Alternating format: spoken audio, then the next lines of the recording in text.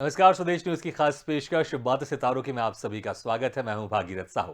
बातें सितारों की में आज हम रूबरू होंगे कथाकार, उपन्यासकार, गीतकार पंकज सुबीर से। पंकज सुबीर का जन्म मध्य प्रदेश के होशंगाबाद में हुआ।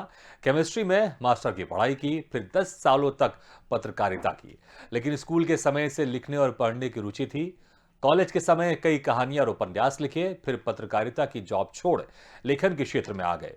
पंकज सुबीर ने कहानी संग्रह हमेशा देर कर देता हूं मैं, East India Company, Kasab dot Gandhi at Yerwada in महुआ कटवारिन, चौपड़े की चुड़ैल, होली, प्रेम रिश्तों को कलमबद्ध किया है। तो वहीं कई गजलें भी लिखी हैं जिनमें अभी तुम इश्क में हो, यही तो इश्क है, काफी पसंदीदा गजलें हैं। पंकज सुबीर ने तीनों देशों की यात्रा, इंग्लैंड, अमेरिका, कनाडा पर यात्रा संस्मरण यायावर, आवारा है और बंजारे हैं को भी लिखा है। तो वहीं किताबों का संपादन भी किया है। 12 चर्चित कहानियां, विमर्श दृष्टि, विमर्श नक्काशीदार, कैबिनेट इनकी संपादित किताबें हैं। पंकज सुबीर ने फिल्म बियाबान की स्टोरी, डायलॉग और सॉन्ग भी लिखे हैं।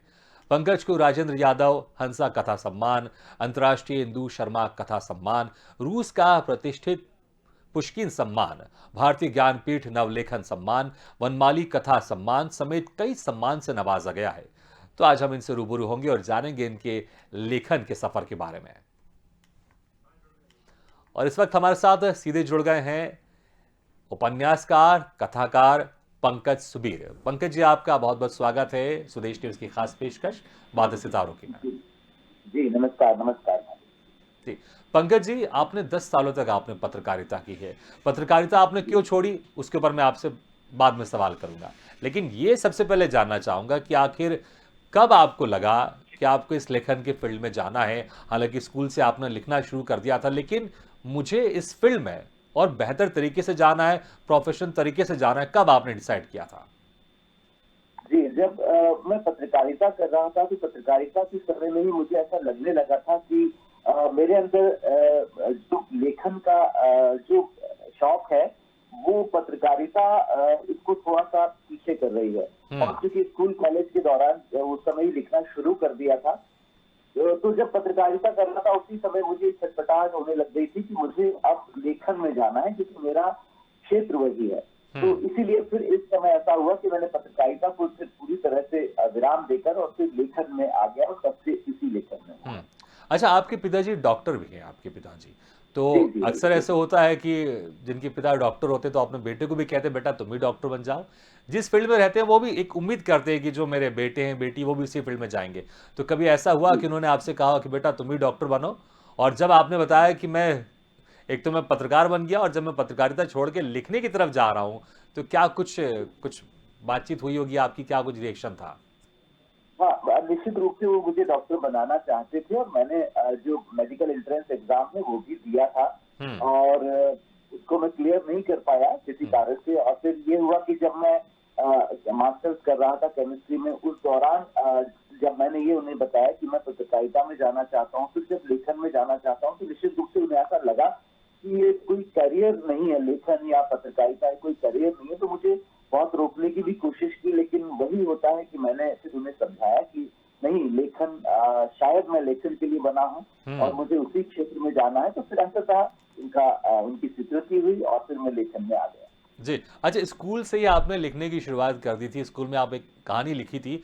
तो अक्सर स्कूल में हमने देखा है कि इस तरह की जो चीज़ें होती हैं बहुत ही कम बच्चों में पाई जाती हैं कि उनको लिखना है। वो ज़्यादातर किसी स्पोर्ट्स की तरफ जाते हैं या म्यूजिक की तरफ जाते हैं। तो कैसे, जब आपको लगा स्कूल में जब आप थे, तो कैसे आपको लगा कि मुझे कहानी लिखनी चाहिए, और कौन सी कहानी थी जो आपने लिखी थी?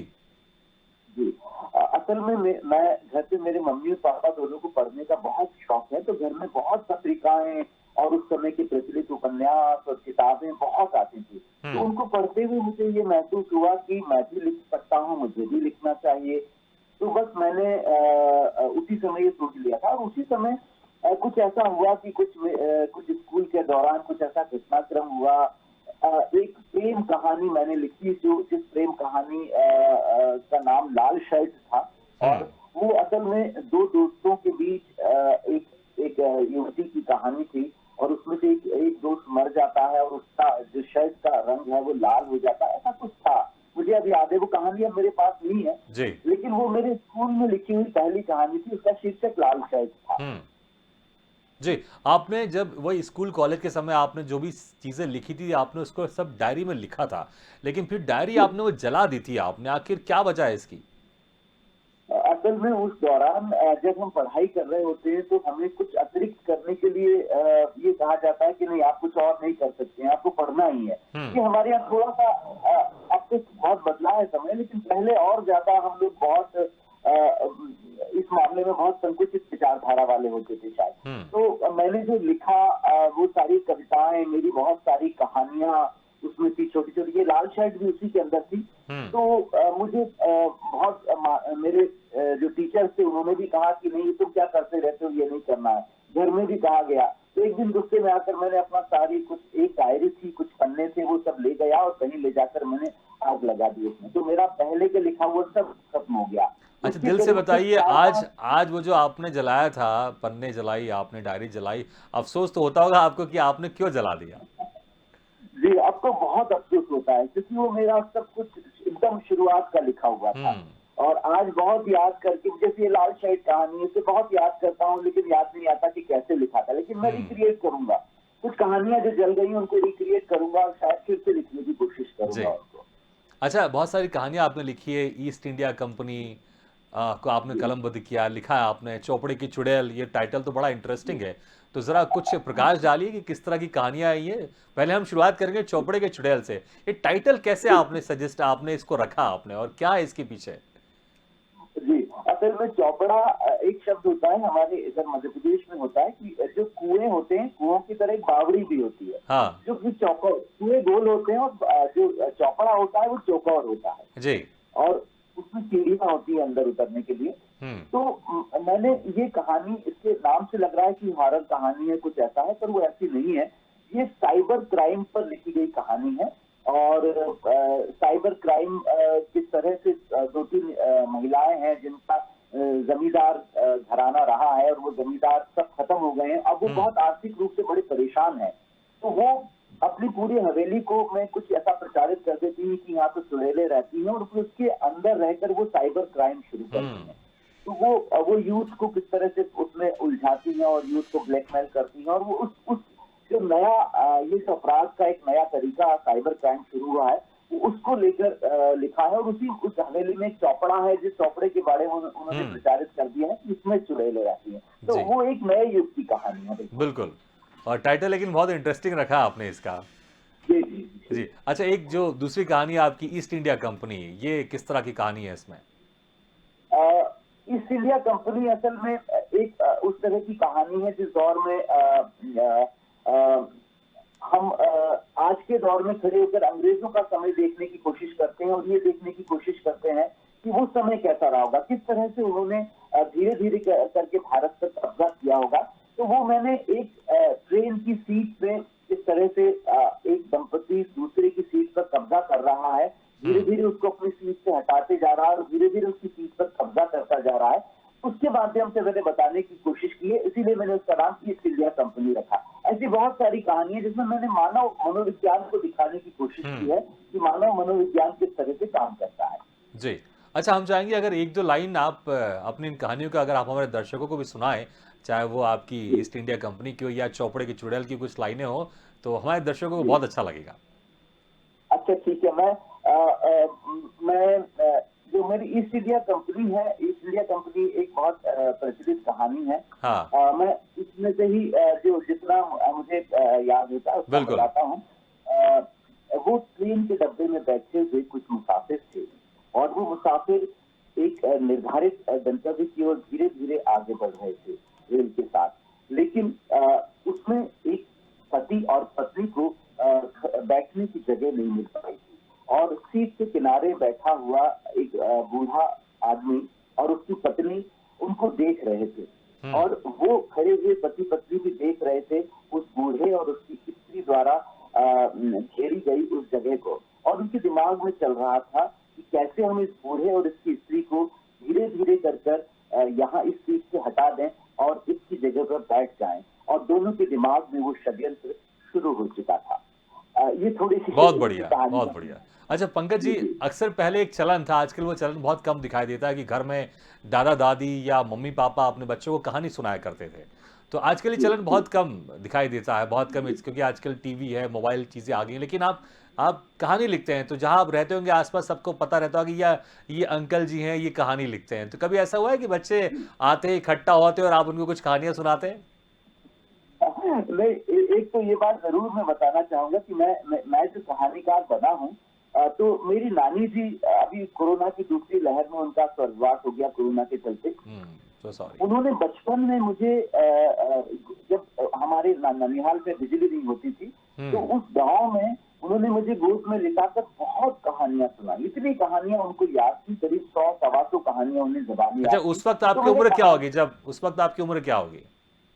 उस समय वही 8 साल, 9 साल, 10 साल, 12 साल, इस हुँ, पूरे उम्र में उन्होंने खूब कहानियां सुनाई। तो हुँ। मैं कहीं कहानीकार बना, जो जो जो किस्सा गोई शैली मेरे अंदर आई वो वहीं से आई। और निश्चित रूप से जो आपने कहा कि बच्चे, तो कई बार कॉलोनी के बच्चे घेर लेते हैं कि अंकल कोई कहानी सुनाइए। अब मेरे पास कहानियां जरा दूसरी तरह की होती हैं, जी, लेकिन फिर भी मैंने नानी से सीखा है कि कहानी तो मन में बनाते जाओ और सुनाते जाओ। तो मैं जी। उस तरह से सुना देता हूँ कभी कभी कुछ बहुत खूब, कहानियां। बहुत बढ़िया। अच्छा, एक और आपकी है कहानी है, कसाब डॉट गांधी एट यरबदा जी इन महुआ घटवारिन। तो जैसे मैंने जी जी। पहले कहा कि टाइटल बड़े इंटरेस्टिंग होते हैं आपके। तो ये हाँ टाइटल हाँ। भी बड़ा इंटरेस्टिंग है, कुछ अजीब ऐसा लग रहा है कि थ्रिलर फ़िल्म की कहानी है। तो क्या कुछ है जी। इसमें कहानी में? ये Kasab dot Gandhi at Yerwada dot in एक कहानी है मेरी। हुँ, असल में मैंने जो कसाब के फांसी की एक रात पहले की बात है इसमें, हुँ, क्योंकि गांधी को भी इरवदा जेल में रखा गया था और कसाब को भी इरवदा जेल में हुँ, रखा गया था। तो मैंने एक फैंटेसी क्रिएट की है कि फांसी से एक रात पहले महात्मा गांधी कसाब के पास आते हैं और दोनों के बीच खूब बहस होती है। और उस बहस, चूंकि वो हिंसा का समर्थक है और महात्मा गांधी अहिंसा के समर्थक हैं, तो गांधी उसकी हिंसा को अहिंसा से खत्म करने की कोशिश करते हैं। हुँ, और ये पूरी रात एक बहस चलती है हिंसा और अहिंसा के बीच में। और सुबह गांधी जब उठकर जा रहे होते हैं, जब उसको फांसी के लिए ले जाया जा रहा होता है, गांधी बस इतना पूछते हैं कि अब जब तुम फांसी पर चढ़ने जा रहे हो तो तुम बस इतना मुझे बता दो कि जो तुमने कुछ किया बंबई में आकर, हुँ, तुम उससे अब उससे असहमत हो, उसको ठीक नहीं मानते हो। तो फिर वो अंत में गांधी की अहिंसा से सहमत होकर कहता है कि हाँ, मैंने जो किया वो गलत किया। हुँ। तो इस नोट पर आकर वो कहानी खत्म हुई। बिल्कुल। तो वो हिंसा और अहिंसा का द्वंद है। जी। अच्छा, कहानी के साथ आपने ग़ज़लें भी लिखी हैं, जो टाइटल है ग़ज़लों जी का आपका, इश्क में हो, जी अभी तुम इश्क जी। में हो, यही तो इश्क हाँ है। बड़ा ही खूबसूरत हाँ, टाइटल है बिल्कुल। ये। तो हम चाहेंगे इसमें से इन इन ग़ज़लों में से कुछ 2-3 लाइनें हमारे दर्शकों को आप ज़रूर सुनाएँ आप।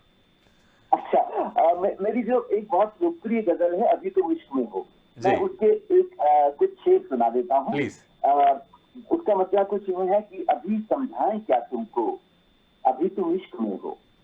अभी समझाएं क्या तुमको, अभी तुम इश्क में हो। अभी तो बस दुआएं लो, अभी तुम इश्क में हो। अभी समझाएं क्या तुमको, अभी तुम इश्क में हो। अभी तो बस दुआएं लो, अभी तुम इश्क में हो। बहुत खूब। और कोई समझा बुझाकर राह पर फिर लेना आए, कोई समझा बुझाकर राह पर फिर लेना आए, किसी के पास मत बैठो, अभी तुम इश्क में हो। वाह! क्या बात ऐसी कुछ गजलें है। कहता हूँ मैं। अच्छा ये बताएँ कि जैसे कि कुछ हमें पता चला है कि जब आप कुछ कहानियाँ लिख रहे थे तो एक कहानी में एक कैरेक्टर था, आपने वो अपने कोई रिलेटिव्स में कोई थे, आपने जो उस जी कैरेक्टर को उनके हिसाब से पोर्ट्रे कर दिया था और जब उन लोगों को पता जी चला जी कि कहानी जब आपकी पब्लिश हुई कि ये तो मेरे किरदार के ऊपर आपने उसको उस कैरेक्टर को पोर्ट्रे कर दिया, दिखा दिया, तो वो नाराज़ जी हो गए जी थे जी आपसे। तो क्या फिर जी बाद जी में जी। नाराज़गी खत्म हुई या फिर क्या कुछ कहा उन्होंने आपसे? क्या कुछ रिएक्शन था हाँ, ये उनका? देखिए, एक एक जिस तरह से एक कलाकार, जो फिल्म अभिनेता होते हैं या अभिनेत्रियां होती हैं, वो भी मैनरिज्म कहीं से देखते हैं, किसी को देख लेते हैं कि अच्छा ये ऐसा होना चाहिए। जी। तो हम लेखक भी जब कोई पात्र गढ़ते हैं तो उस पात्र का मैनरिज्म हमको लेना होता है। तो वो हम हमारे आसपास घूम रहे लोगों में से लेते हैं कि वो ऐसा व्यवहार हुँ। करेगा, ऐसे बोलेगा, ये उसका तकिया कलाम होगा। तो मैंने एक कहानी लिखी थी, सुबह अब होती है, अब होती है, अब होती है। वो एक पति और पत्नी के बीच की कहानी थी। तो उसमें मैंने अपने बहुत एक नजदीकी है मेरे, उनका वो कहानी उनकी नहीं थी, लेकिन हुँ। पात्र मैंने उनके जैसा गढ़ दिया। हुँ। तो वो जब उन्होंने कहानी पढ़ी तो उन्हें समझ में आ गया कि ये पात्र मुझसे इंस्पायर होकर बनाया गया हुँ। है। तो उनके दिमाग में कहीं आ गया कि मेरी ही कहानी लिखती है। तो वो बहुत नाराज हुए। फिर मुझे लगभग 3-4 साल लगे उनको इस बात को समझाने में कि ये पात्र आपसे इंस्पायर होकर नहीं बना है, इस पात्र को आपके जैसा बनाया गया है। और बाद में उस कहानी पर नाटक के कई शोज हुए। राजस्थान में करीब 30-40 शोज हो चुके हैं, पंजाब में इफ्ता ने उसके कई शोज कर दिए हैं और अब उस पर फिल्म भी बनने वाली है। तो अब ये जरूर है कि मैं उनको समझाने में थोड़ा सफल रहा हूँ कि ये आपकी कहानी नहीं है, जी इसका पात्र आपके जैसा है। बिल्कुल। अच्छा, आपने कहानी लिखी है, गज़लें लिखी हैं, इसके अलावा फिर आपने एक फ़िल्म भी लिखी है बियाबान। तो एक जी जी। फ़िल्म लिखना और बाकी कहानी, उपन्यास लिखना, गज़ल लिखना, क्या कुछ उसमें डिफ़रेंट होता है? और ये पहली फ़िल्म है शायद आपकी बियाबान, तो इसमें कैसा जी एक्सपीरियंस जी। था? और लिखते वक़्त क्या कुछ आपने सोचा, क्या ज़हन में चल रहा था?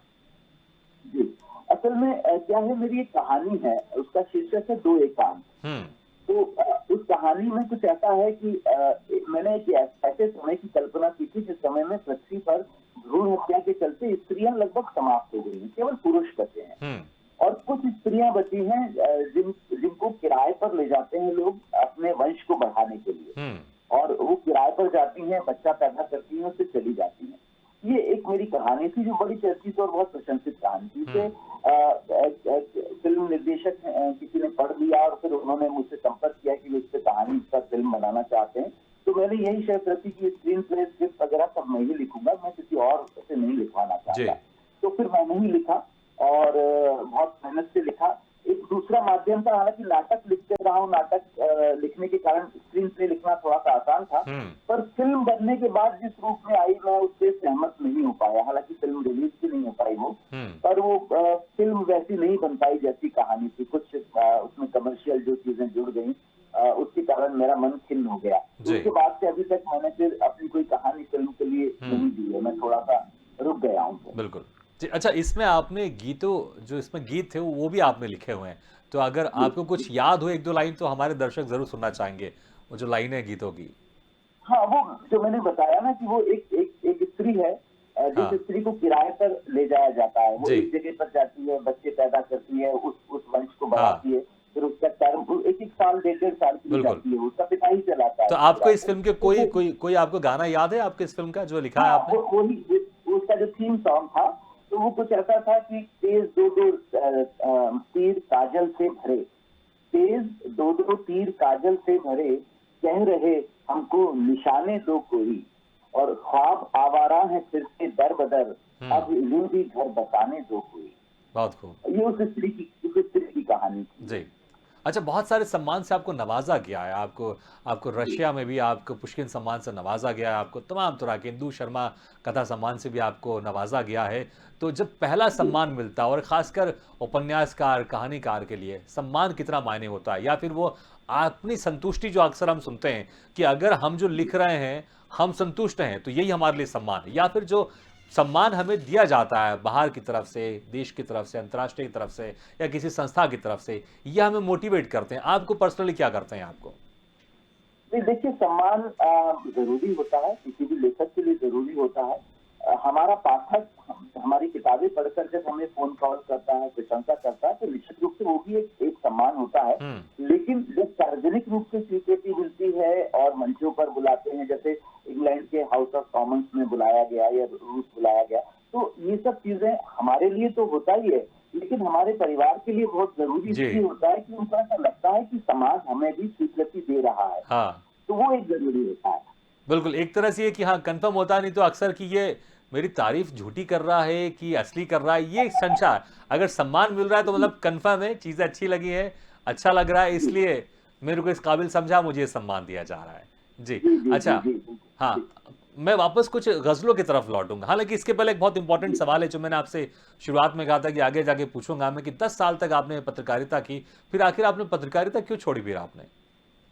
वो बहुत कड़वा कुछ अनुभव रहा मेरे लिए। असल हाँ, में हुआ ये कि मैंने पत्रकारिता से जुड़ा जिस समय, उस समय पत्रकारिता में विज्ञापन और ये सब चीजें इतनी नहीं थी। हुँ, वहाँ केवल समाचार एकत्र करना, समाचार लिखना, स्टोरीज कवर करना, यही था सब। हुँ, लेकिन जब मैं 5-6 साल, 7 साल मुझे होने लग गए थे, तब एक हुँ, पत्रकार पर ये दबाव भी आने शुरू हो गए थे कि आप विज्ञापन भी लाकर दीजिए। वो मेरे लिए संभव नहीं था, वो मेरे मन का काम नहीं था कि मैं किसी के पास जाऊं, किसी नेता के पास, किसी उद्योगपति के पास कि आप मुझे हम्म। विज्ञापन दीजिए।